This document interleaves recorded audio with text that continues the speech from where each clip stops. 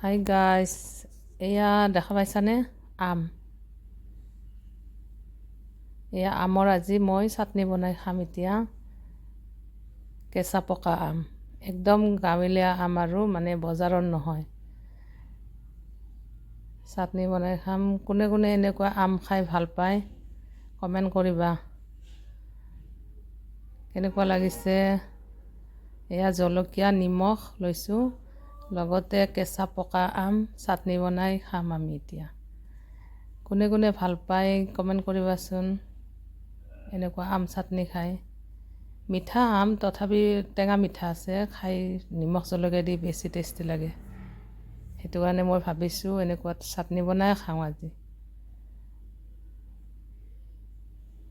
জলকীয়াও দিছোঁ, এয়া পূৰা কেঁচা জলকীয়া সানিছোঁ হাতেৰে একদম।